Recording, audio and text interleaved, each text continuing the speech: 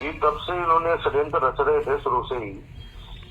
और सीधा सीधा इनका जयपुर से लेकर दिल्ली तक एक ही चेहरा सामने आया कि संविधान के खिलाफ है ये लोग।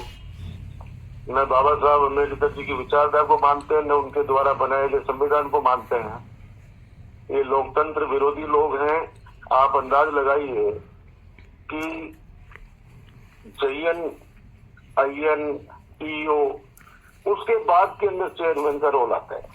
और इन लोगों ने लास्ट के कड़ी को सजा दी, और वो भी सजा दी उस अपराध की जो उन्होंने अपराध किया ही नहीं है। ये मामला तो मैं चेयरमैन जी की बता रहा हूँ।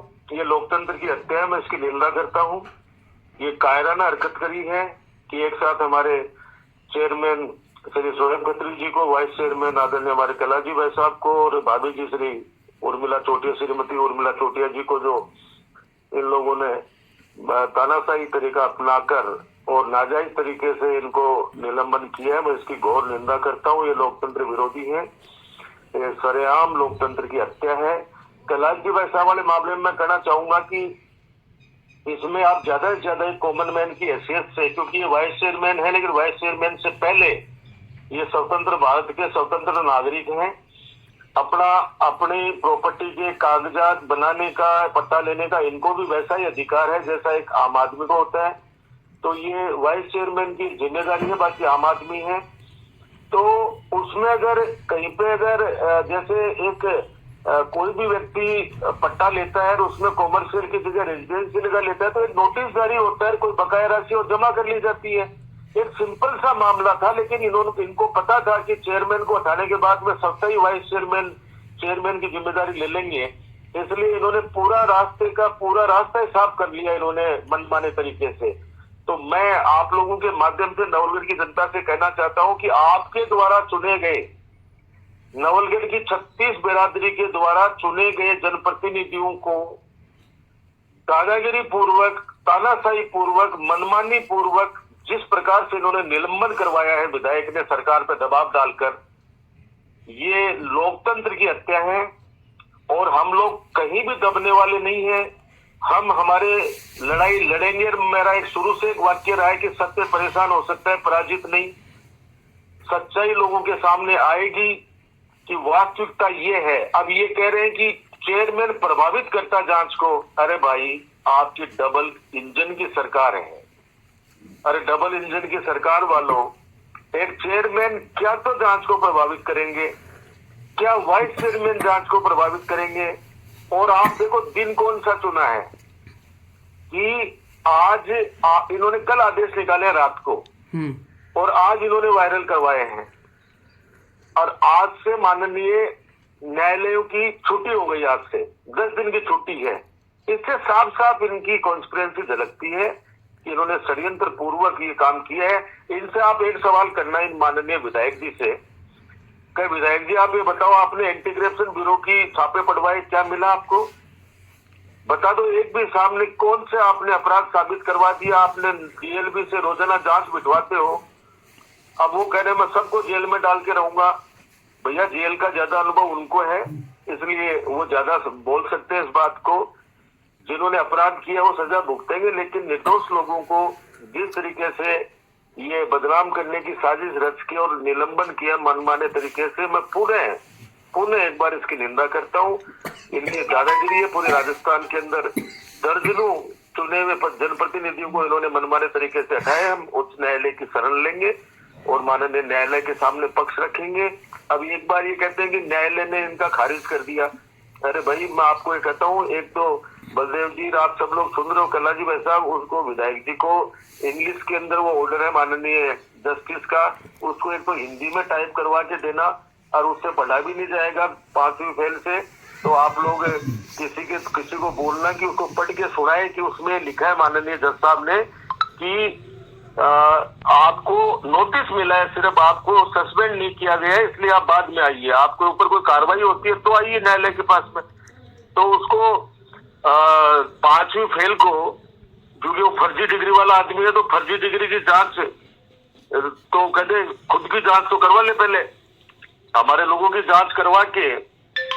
और जिस प्रकार से ये लोकतंत्र की हत्या की है, ये सही नहीं है। और दूसरी चीज और बताऊं इसके साथ साथ में, अब वो किसान है, कितना बड़ा मुद्दा आप लोगों ने, मीडिया वालों ने भी उठाया उसका, विद्याधर यादव का। आप सब सुन रहे हैं मेरे को? जी जी जी जी सुन रहे हैं। अब आप बताओ कि उसको 10 लाख रुपए का नोटिस जारी किया है।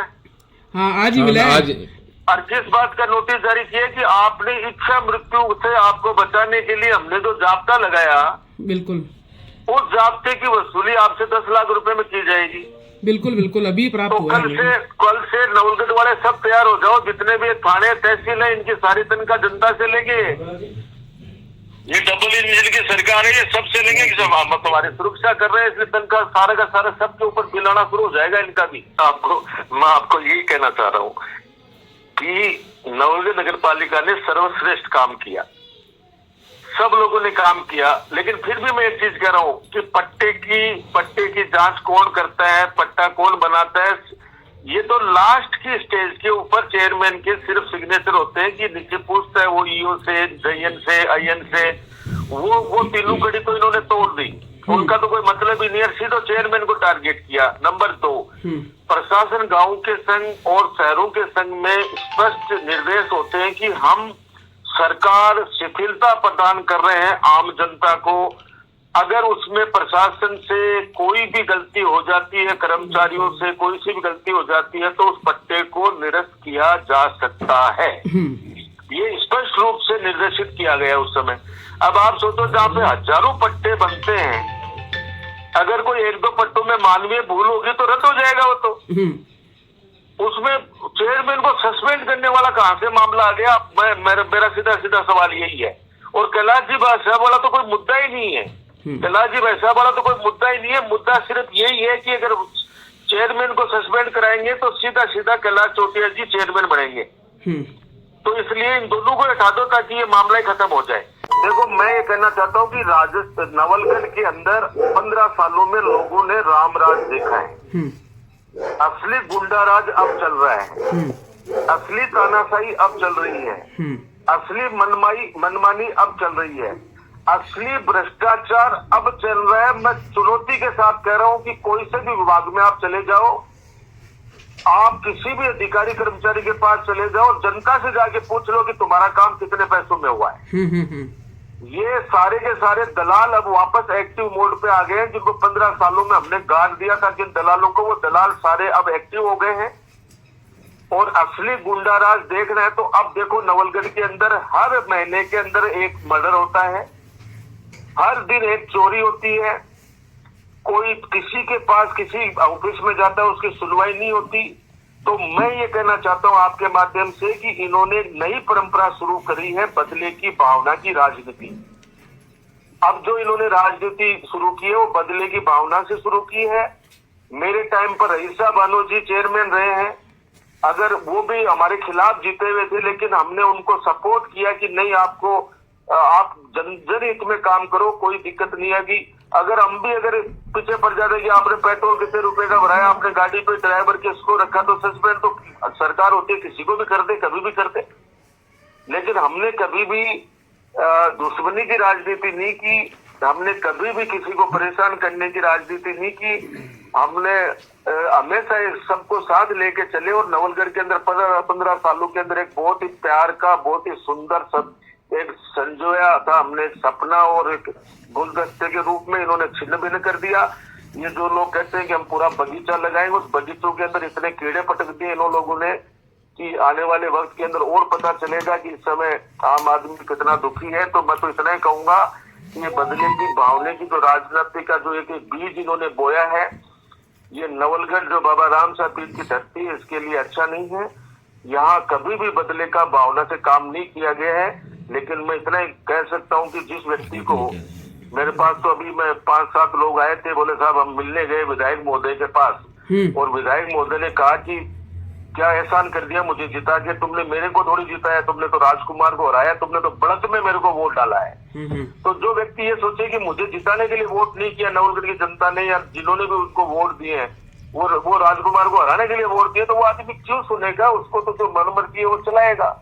यही मेरा कहना है भाई, और कोई सवाल हो तो देखो, किसानों को विश्वास में लिया जाना चाहिए, उनकी फसलें खड़ी हैं, एक ये सीधा सीधा ही न्याय का सिद्धांत है कि अगर फसलें खड़ी हैं तो जब रास्ता ही नहीं, सड़क ही नहीं बना सकते तो आप इतने बड़े बड़ी लाइनें ले जा रहे हो, उनकी फसलें आप रोंद रहे हो और उनका मुआवजा आप तय नहीं कर रहे हो। अब कोई हमारे लिए भी कह सकता है कि साहब आपने सीमेंट प्लांट के अंदर, तो भैया मैं तो खुशी के साथ कहता हूँ कि 26 लाख रुपए बीघा मैंने किसानों को दिलवाए मेरे राज्य में, और मकानों के 1500 रुपए स्क्वायर फीट से भी ऊपर कच्चे घरों के 900 रुपए स्क्वायर फीट के बाकायदा ट्रांसपेरेंसी रख के और उनको मुआवजा दिलाया। वैसा ही इनको करना चाहिए, लेकिन उन किसान बेचारे आंदोलन कर रहे हैं। मैं ये 7 गांव के किसान जो आंदोलन कर रहे हैं उनके साथ में हूँ, और जब भी वो मुझे याद करेंगे मैं बिल्कुल आके सड़क पे उनके लिए संघर्ष करूंगा। और सरकार से जरूर कहना चाहूंगा कि आप लोग ये तानाशाही रवैया छोड़ो। डबल इंजन की सरकार है तो डबल इंजन के बीच में जनता को आप लोग कम से कम उनको पीसो मत, उनको मारो मत। कहने लोकतंत्र के हत्यारे ये लोग, इनको संविधान के अंदर जो प्रदत्त शक्तियां हैं उन शक्तियों को ये कुचलने का काम कर रहे हैं। इसलिए मुझे लगता नहीं कोई आने वाले समय में कोई चेयरमैन या प्रधान के चुनाव के अंदर कोई रेस्पेक्ट वाला आदमी भाग लेगा, क्योंकि ये लोग, कोई जीत भी जाएगा तो ये पैसे से खरीद लेंगे, कोई वो हो जाएगा तो इनके पास सारे हथकंडे इनके पास में।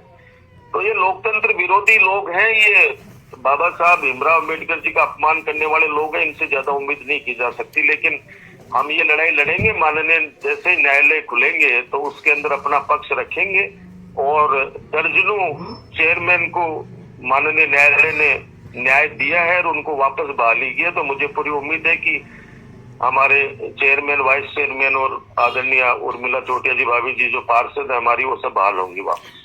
धन्यवाद सर, आपने इतना समय दिया हम सबको, उसके लिए धन्यवाद एक बार पुनः। धन्यवाद। बस आपसे यही प्रार्थना है कि न्याय का साथ आप देते आए हो। आप लोग पूरी सब चीजों की जांच कीजिए, आपको पता चल जाएगा कि ये झूठे लोग किस कदर हावी हो गए, किस तरह से भ्रमित करते हैं और कैसे एक लोकतंत्र की हत्या करने पे उतारो। ये उम्मीद मैं आप लोगों से करता हूँ। धन्यवाद। जय हिंद, जय भारत। धन्यवाद।